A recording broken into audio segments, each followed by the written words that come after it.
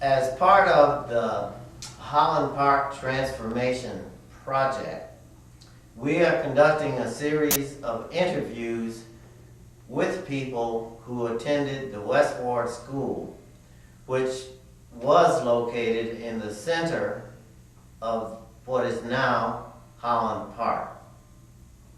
To begin, why don't you state your name and tell us when you attended West Ward School?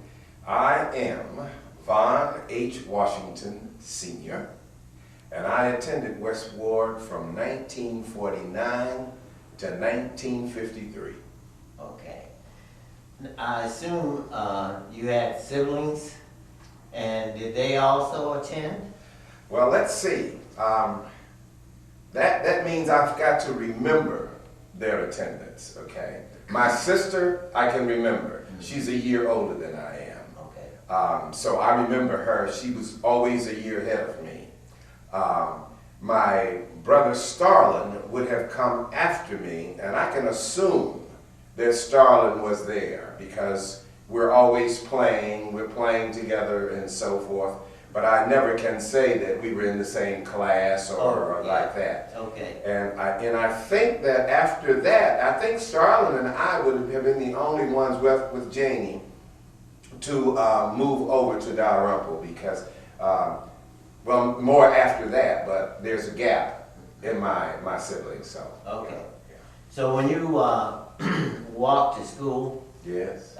did you walk just with your siblings, or were there other people in the neighborhood? Oh, other people in the neighborhood. Now, I'm assuming that because you see from the Holland Park, I'm less than a block away. Right. Right. And so I can only assume that, because I don't really know, I don't remember him from that Billy Holland, who was a very good friend of mine, and Bobby and June and all of them, okay, were also going up there. Mm-hmm. Mrs. Holmes was on the corner.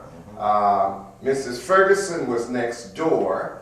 I'm not sure if Mrs. Biggs was teaching there at that particular time. I don't remember all the teachers, mm-hmm. and I don't remember any male teachers. I think all of the teachers at that time were female, okay. And all of the grades were covered. Yeah. Okay.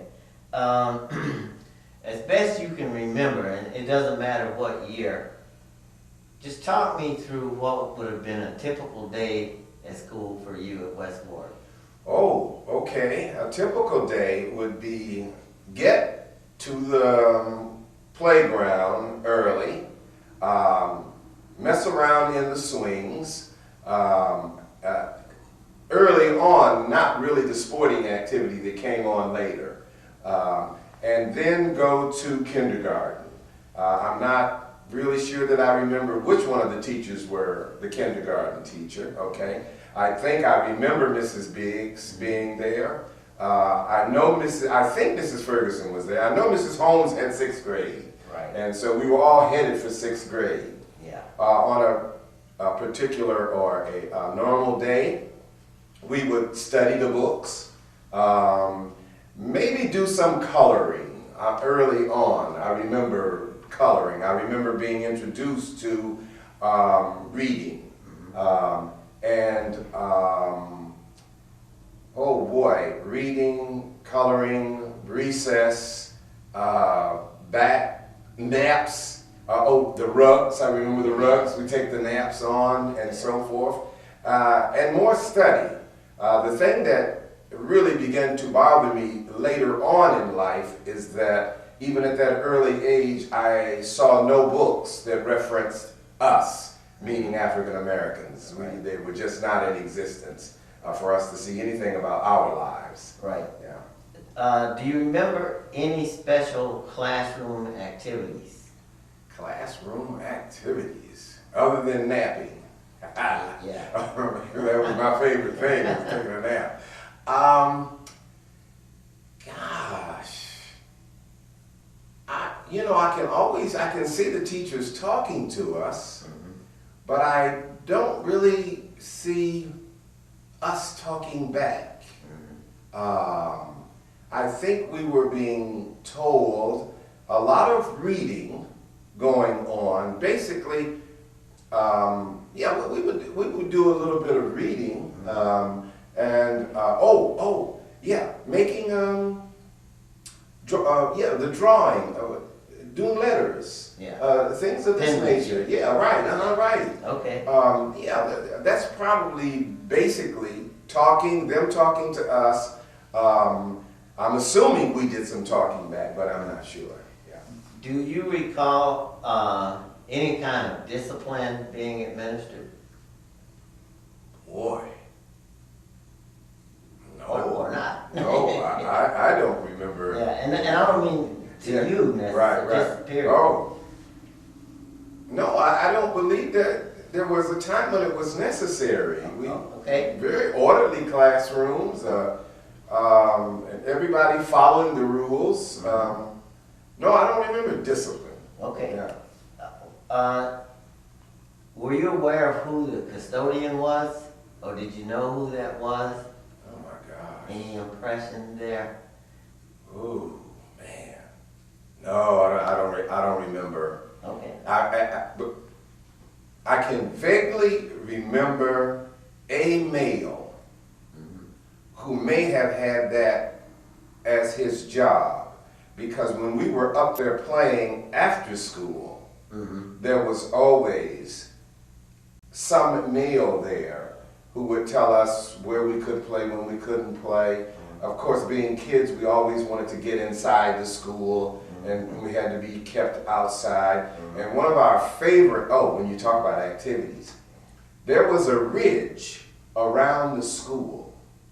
And we used to get on this ridge, holding to the school, to see if we could walk that ridge all the way around the school. That was one activity I do remember. Okay. And we would hit that as soon as we would get out of school. Okay. And that's how you sort of set up your prowess. Okay. Do you have any memory of visiting teachers for art, for music, maybe like once a month or something that might have come from the high school? Come from the high school down to West Ward, over to West Ward. Yeah. Gosh, no, I can't remember any visitations like that. Okay. Most of any kind of artistic instruction and or musical instruction that I remember came through the church. Okay. Yeah. Seeing as how you were sandwiched between two teachers, Yeah. did you have any kind of contact with school staff outside of school? Well, Mrs. Holmes, I remember, she lived right on the corner from me. So, and Mrs. Ferguson, the real next door to me. Okay, so, and Mrs. Ferguson took us to church all the time. So our schooling for her did not end at West Ward. Okay. She continued to teach us when we went to church. Matter of fact, some of the artistic things that I learned was through Mrs. Ferguson at the church. And there we were taught music, all of the plays that were to be done for Easter, Christmas, and all of those holidays. Mrs. Ferguson did those. She would give us, and I particularly remember me getting the parts, okay? And to a certain degree, I boast about that because on one occasion I played 3 parts in one show, and that was very, very meaningful to me. So she was very, very meaningful to me because she was the one who encouraged reading and the learning of lines and poems and so forth. I still remember to this day some of the poems. So Mrs. Ferguson was a very, very big, I think, in part of my life. Mrs. Holmes, she was there and I knew she was the boss. And I don't know, for some reason I had a lot of respect for Mrs. Holmes. Okay. And I think Mrs. Biggs was there. I think she was one of my teachers. As a matter of fact, I'm thinking that since I was in kindergarten and then the next one, they probably were teaching more than one grade. So I think Mrs. Biggs was an early teacher of mine. Yeah, kindergarten and first. Yeah, okay, Yeah. all right, good. You mentioned a little bit about playing outside. Let's talk about recess. Oh, yeah. Right. What kinds of equipment do you recall playing on? Well, there were swings. Now, I know the swings were there. Or yeah, because we challenged those swings, okay? Up and down and back and forth. And teeter-totter was there, okay? We had a baseball field in the back. Earlier on, I didn't play on that field in those early days, but the older boys did, okay, for whatever the case may be. And I don't know how, well, I guess they went up to the 6th grade. Mrs. Holmes had the 6th grade, okay, so you had to go somewhere else after that. But there was always baseball and football and so forth being played there, and eventually we would attempt to do that too, in very lesser forms that were being played by the older kids. Okay. Considering that you were young, I'll ask anyway, were you ever aware of smoke or smells or anything in the air coming from the factory? Oh my God, you couldn't help but. Malibu was killing them inside the factory and they were killing us outside the factory. I don't know, of course it's a sign of the times. I'm not putting anything on anybody. If it wasn't there, men wouldn't have had jobs, families wouldn't have had food and so forth. But it didn't take long before we realized that those particular institutions were killing institutions. My house, I could see from the bedroom in my house, and I vowed really early in life I wasn't going to work in there. So yeah, I remember, and there was always a smell. I mean, it permeated the area. Okay. Do you recall, everybody so far talks about safety patrol. Oh yeah, right. Do you remember, in addition to safety patrol, any other little groups that were in the school? At West Ward? At West Ward. Oh gosh. The only thing I can say is early in Boy Scouting. Now this is too early for that because I would not have been in that at that time.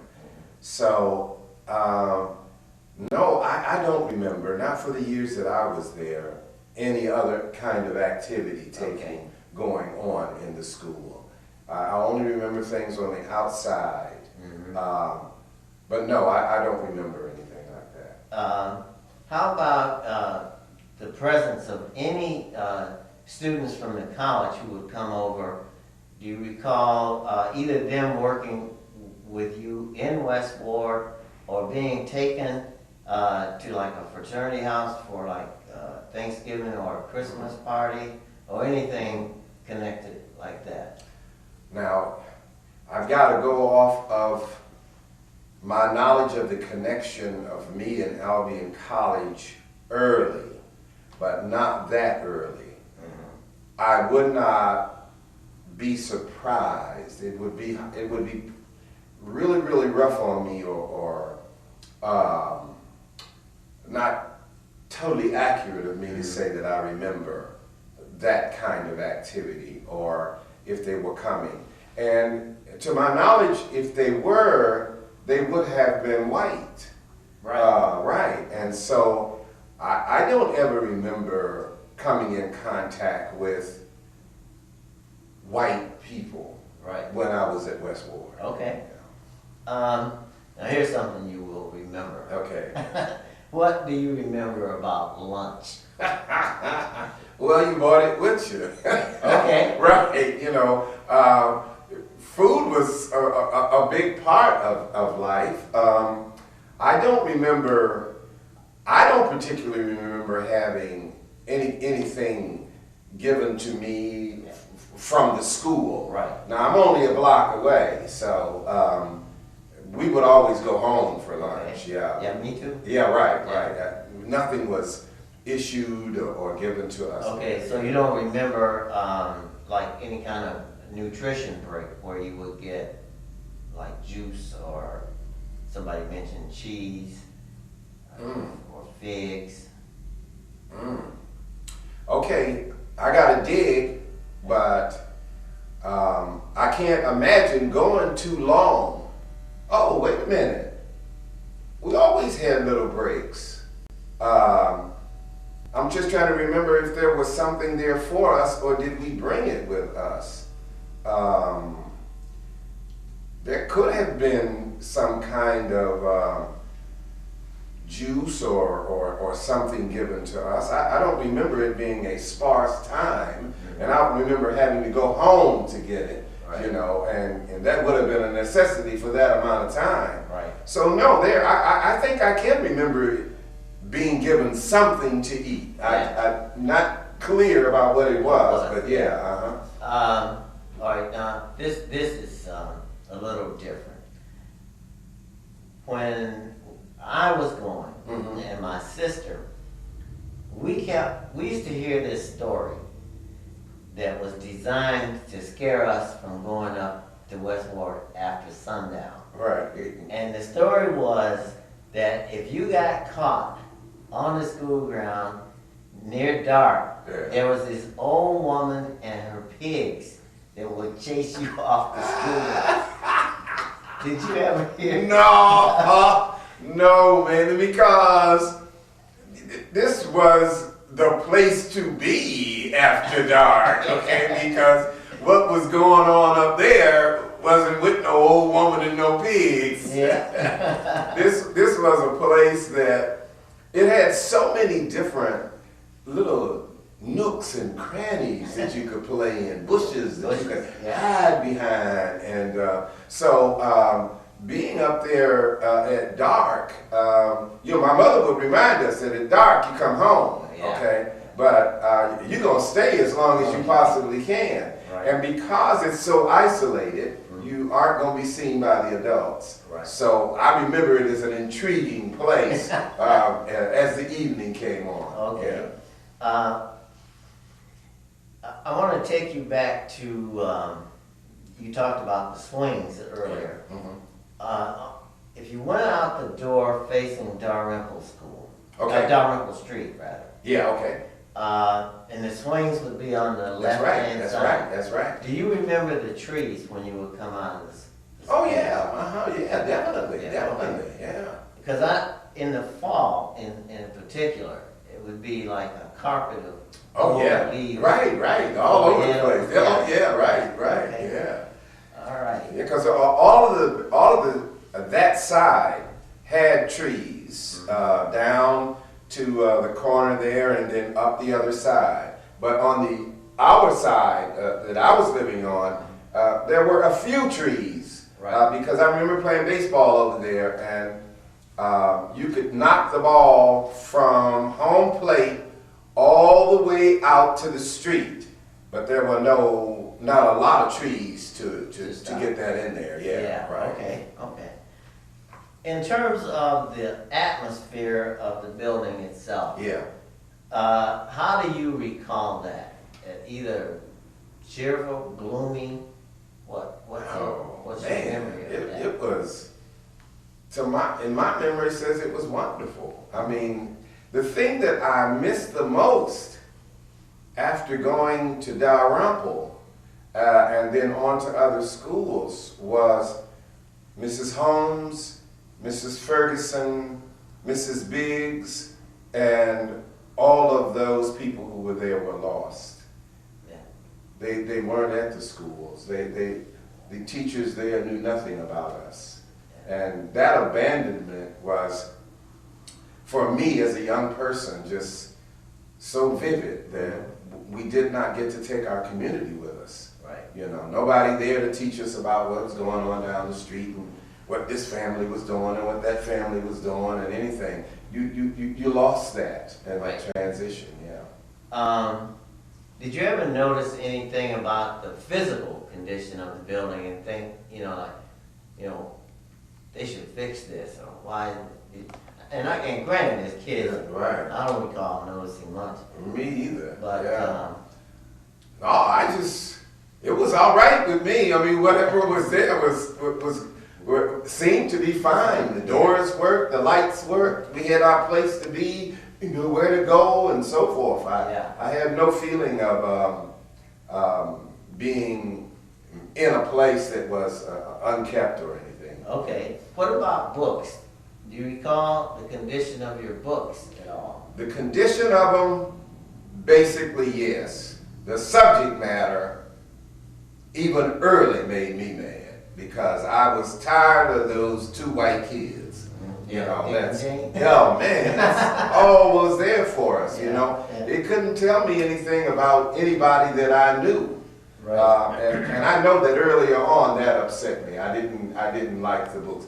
I didn't start liking books again until we began to appear in books. And believe it or not, that was after high school. Oh, I do believe it. Yeah, right. Oh man, yeah. Were you aware that there was a basement to the building? Whoa. I can't say that I do remember that with the basement. Yeah, right. Okay. Matter of fact, I don't even know when we went to the bathroom. So You know, that's funny because that's the one thing I don't remember. Yeah. Where were the bathrooms? Right, yeah. Yeah. Okay. Let's talk about the closing of the school. Do you remember, for example, at home, conversations among adults about wanting the school closed or not wanting it closed, or anything about you may have to keep kids out of school for a while? Anything pertaining to that at all? Okay, let me talk about my home first. Yeah. No. I think that my mother and father seemed to accept what was made available. And the rule was you were gonna go to school. Right. Okay, no matter where it was. Now, my mother was working for a white family at the time. I'll think of their name here in a minute. It's that 10-second delay for age. So we always had a connection with the white community. All of my brothers and sisters, to my knowledge, were brought into the world by Mrs. Campbell. Yeah. Yeah, and so we had that. Alan Campbell, all of her children I knew.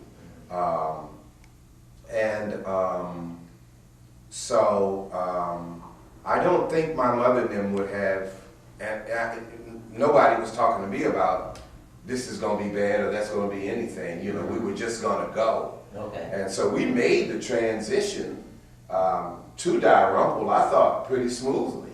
Right. Except for the fact that no more did we have our community with us. You know, we were out here on a thing on our own, but we also held our own. Right. Okay, I don't, if I had known after I got older what I was missing, then I might have complained about it. But I didn't think I was missing anything. Yeah, I didn't. Right, it was smooth. Yeah. So, the year that you went to Dalrymple, you were in 6th grade or 5th grade? Okay, so the kid, Bristow was the young fellow who sent me that picture, and he told me what grade it was. And I know that I did the 6th grade there, but then I went up. So it had to be the 5th grade. Okay. It had to be the 5th grade, Okay. I think, yeah. Do you recall any talk about going to 5th grade camp? No. Okay. 5th grade camp? Yeah, we at Camp Clear Lake. Oh, Over no. by Battle Creek? No, I don't Okay, remember that. it's a Yeah. 1-week camp, all right. Yeah.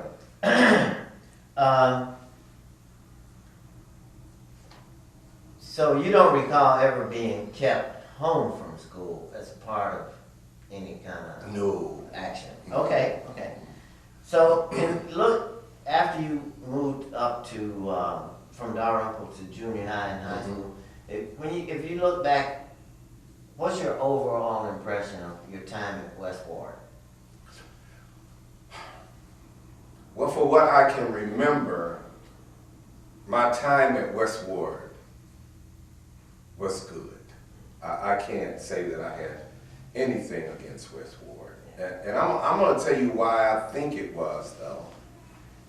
Because it was almost 2 feet from the church, Bethel Baptist, you know. And the only thing that bothered me about the church, that bothered me about West Ward, was that there was an omission of my ancestral heritage. Now that's a somewhat elevated way to look at things, or a term, because at that time I was not saying it in that way. Right. But I remember regretting for the church and West Ward that nobody told me about African kings and queens and so forth. Yeah. I had to suffer through that period, and I think that was a part of the damage that was done to us. I'm not crediting it with any one group or another. I'll leave that up to other people.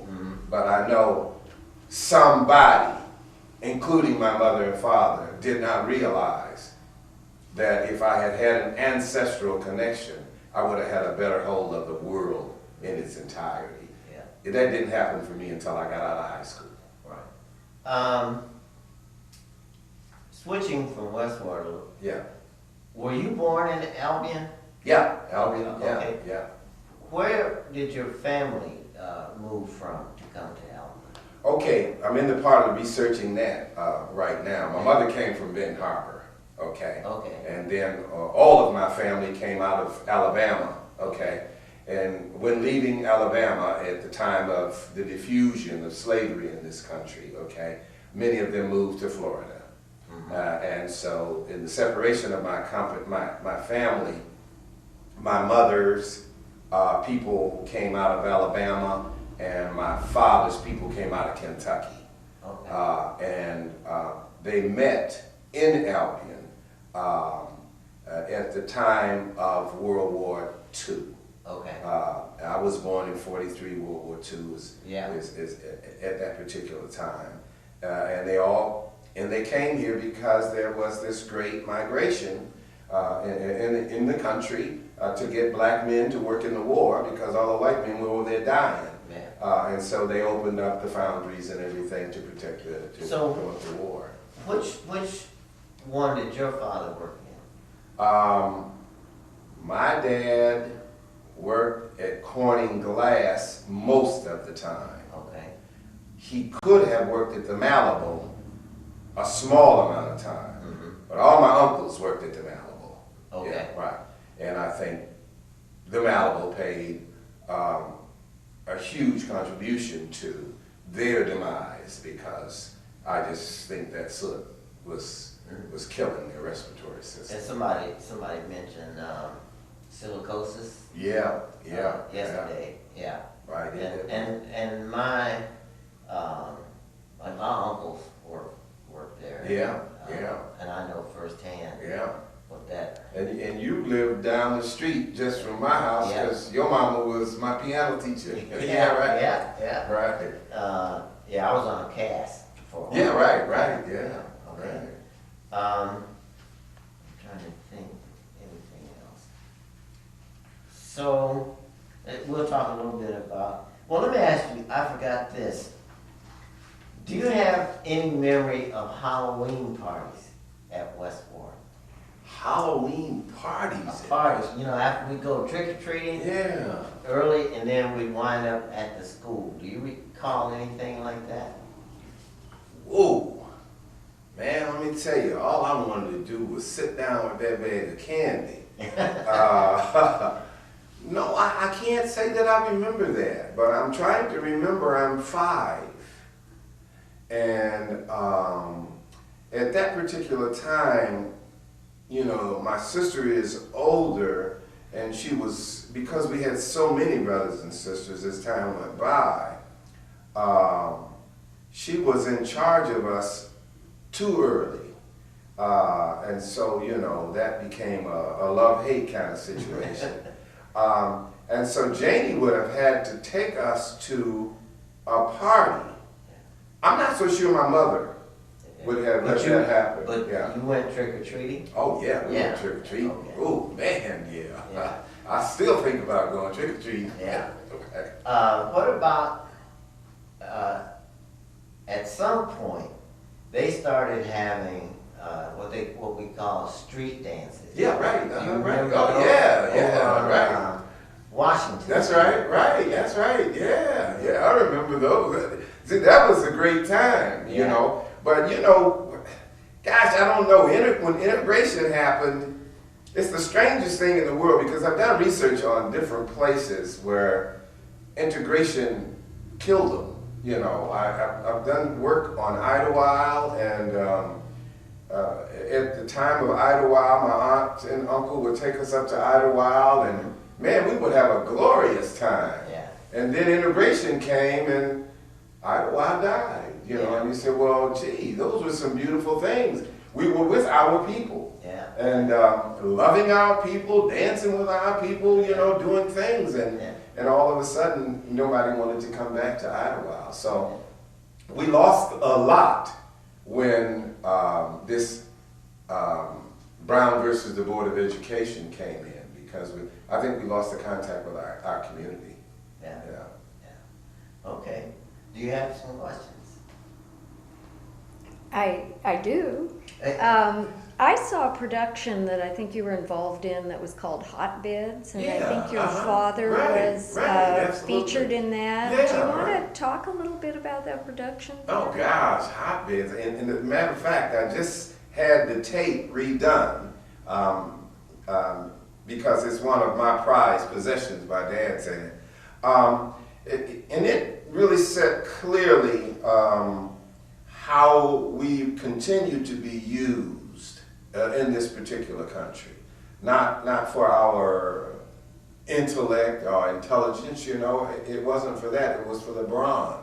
You know, the boys, you know, the white boys, the favorite boys were off in the war and they needed somebody to work in these institutions that supported the war, made the bombs and so forth. And so then they opened up these particular places. The thing is that they did not care about the facilities that these particular men had to work. And that's where hotbeds came from. And my daddy was a part of that, and that's why, and my daddy, well yeah, he did work in the Malibu because he talked about the shifts in the Malibu, in hotbeds. And that was, it was wonderful to explore and research that particular period because you found out how communities were developed, and these communities still exist, which is to a certain degree to our detriment, but yet and still, when you create it and you integrate it, you create something else, and what you have in that new creation is friction. You don't have this cooperation that was there. So that was a very, very interesting time when that happened. And it continues in our society today. You know, we'll use you when we need you. And you could begin to see also changes in the development of the society when you do the research, because athletics begin to change also. And when you found out that these men had the ability to quarterback, to think, and so forth, then these particular places and would open up. And we still don't want to talk about the prowess, the physical prowess of these particular individuals, but that's why we were brought here in reality in this country anyway, is because of the physical prowess. We could live under all of these circumstances that were happening.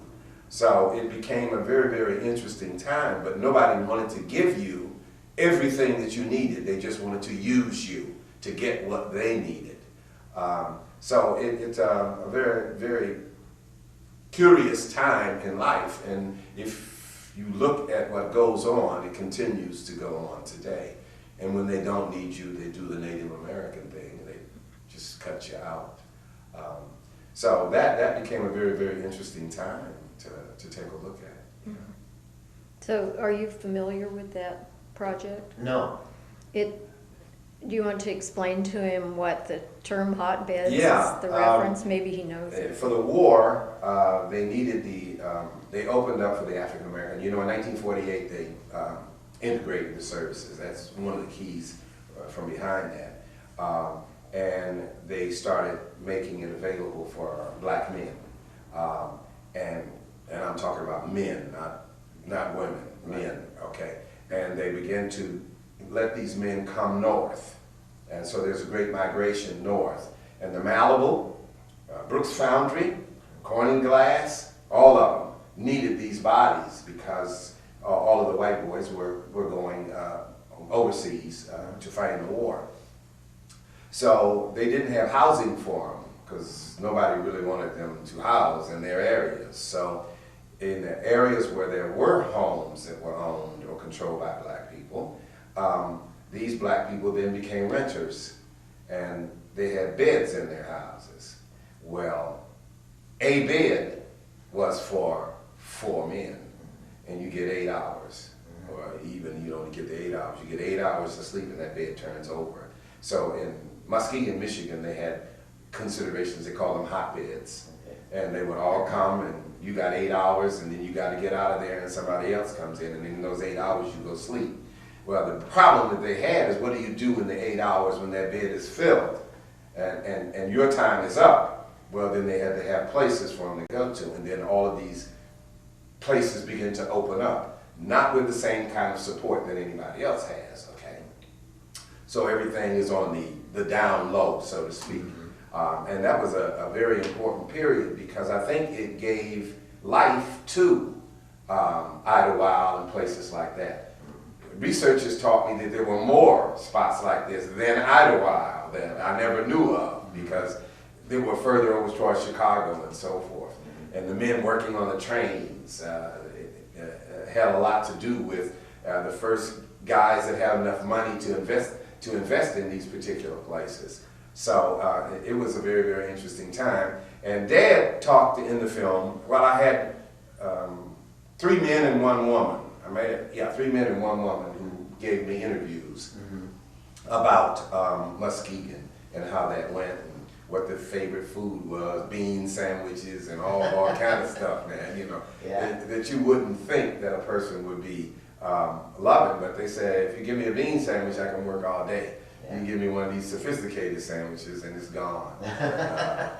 So yeah, it was very, very interesting project, and I still love it and I still share it with people. Yeah. Well, good. You had a number of siblings. We haven't talked about home life that much. Yeah.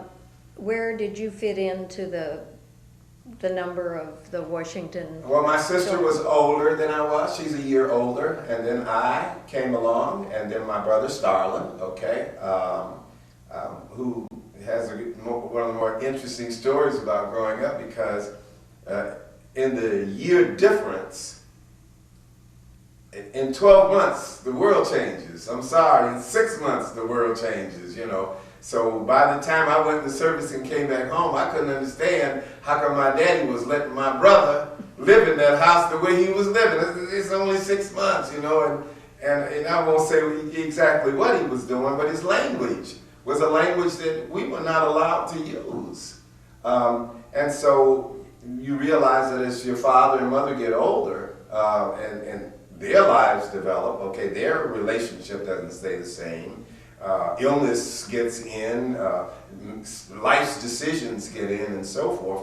And so they were different. And by the time I got home, and Philip, because I left, and when I would come back, those kids that were there when I left were not the same kids. My God, how do you guys, you know? So they were changed. They were different.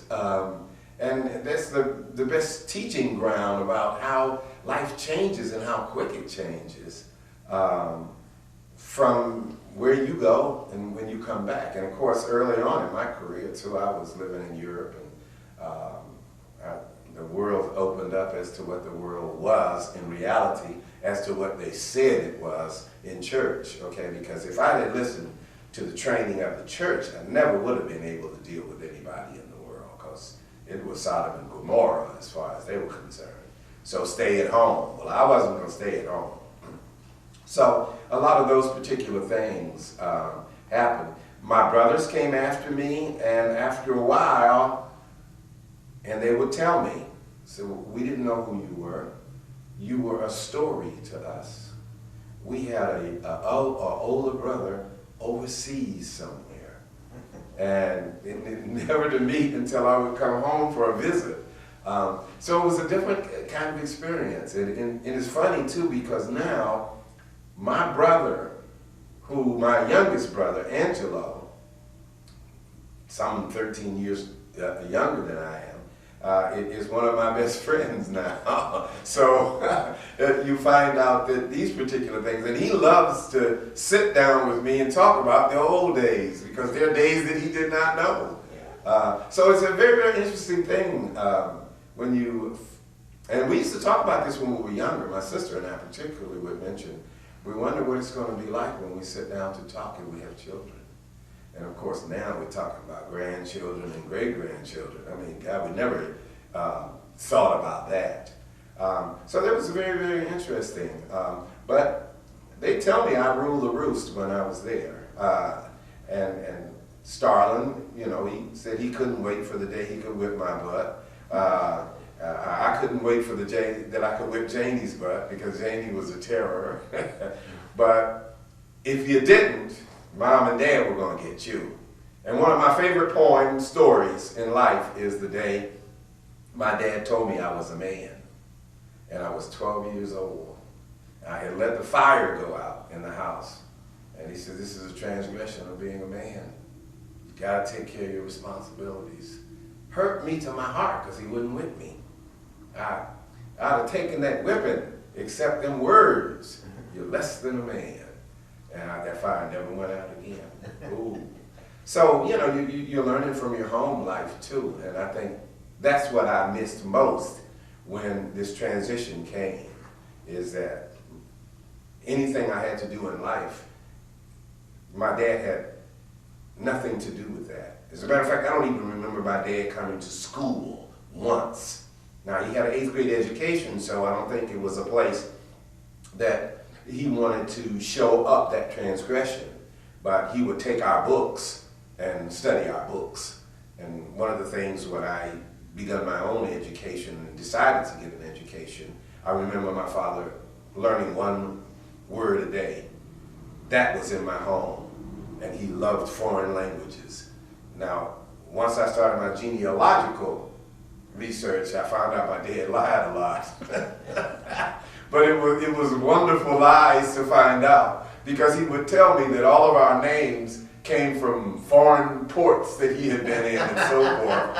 And I started the genealogical studies, and all of them were his cousins and brothers and stuff like that. It's, oh man, the cat can blow everything up. But it was the home life was so big and important, you know, at that particular time. And you just don't know until you get some age that why you want to come back. I always wanted to come back to Albion. So when you left to go in the service, did you ever come back to live in Albion after that? To live? Uh-huh. Oh no. You didn't come home for a while? No, I didn't come home for a while. I came home, let's see, my wife came right after we were married, because they did not know my wife until we got married. And we got married in Montana, and she came home with me. And then when I went to Vietnam, she came back to visit my family. And over the years, because once I got out of the service, I did come back to Michigan. And then I started teaching in the state, and so we would come home a lot. But no, I had no intention of ever coming back to live in Albion, because I knew the jobs that were in Albion. I did not want those jobs. And so you went to school, and then I know that your career at University or Michigan. Yeah. Western Michigan. Yeah. Well, I started. You know, the strangest thing about me is because to a certain degree, my career in the university went backwards. I started at one of the biggest universities. I was at Michigan teaching, and then I went from Michigan. Wayne State sort of offered me an opportunity down there, and I went to Wayne State. But I did my undergraduate degree in my master's at Western. So then Western offered me a position in the theater and running a program that I wanted to do. And so I ended up back at Western. And that was a great move for me because I had been offered a job out on the coast, the West Coast, but when I saw the population on the West Coast, I said, no, this is not the people I grew up with. I wanted to come back home. So I got close to Albion. I like visiting Albion, but I love Kalamazoo. Kalamazoo is a wonderful city. So you had to have purpose, I think, to be here also. Am I in the right place? Come on. Wow, you're before. I wanna- Dr. Washington. Hey, Dr. Washington. I don't know if you want to stop. I want to ask one more question, and it's in Okay. regard to, Hey, how you doing? Excellent, excellent. Good. hi Ron, Hi. we'll be ready for you in just a few. Oh, I'm supposed to be outside waiting. No, that's okay, that's okay, have a Find the seat. story. Have a seat, I've got one more question it's in regard to your mother. Your niece, Mia, Yeah. Jerome's daughter, Right, Mia, was my assistant when I was the director of the history room here at this room. Oh, I said, yeah. And that was at the time that your mother passed. Yeah. And I attended your mother's funeral with Mia. And it was a very moving Yeah. service, Right. as you will recall. Mhm. And many things, wonderful things were said about her, but I would like to hear what your, just a brief recollection of your mother. I know one of the things that was said at those services was that she kept a local library and made sure that the kids in the neighborhood had books. So, And do you not have only any? the kids in the neighborhood, my mother was the reason I went to the library. Yes, we had a huge library in our house. The history of me and my mother in the library is the time I came home and I asked her, where are the books on Africa? And my mother did not take that into consideration. But after I asked and I went away and I came back, she said, I have books on Africa. And she showed me the books. And I said, yeah, Mom, but these books are about white people in Africa. What are the books about the Africans in Africa? And my mom says, oh, okay. So I would go away and come back, and she would say, I got something for you. So she was a scavenger of books also. So yeah, I grew up with a library. The Iliad and the Odyssey, of which I studied when I got to university, were books in the library of my house, okay? So I learned so much about the world around me from that. And those were the books my mother would get. She loved to go shopping in rummage sales and looking for books. So yeah, that library was there. Once I could take those particular books and put the right pictures on the people in those books is when I discovered Aesop, the storyteller. And I always thought Aesop was a European man, but he wasn't. He was an African. And the Europeans loved him. So that gave me a heck of a lot of more, a feeling of place in the world and importance to the world and all of the stories. So even today I've pilfered some of his stories to change around and change into stories that would relate to growing up in America and so forth. So yeah, my mother was that librarian and made all those books available to us. She was a remarkable woman. Yes, she was. She was. And you know, even with remarkable people, still having challenges. challenges that, you know, for me, when I write, I will use those challenges. At the time, I did not know they were challenges, but as time goes by, everything becomes a little bit clearer. And so, yeah, she was very remarkable. Yeah. Well, Okay. thank you so much for coming over. Oh, good. Thanks for having me. Oh, I appreciate it. All right, Yeah. good, good. It's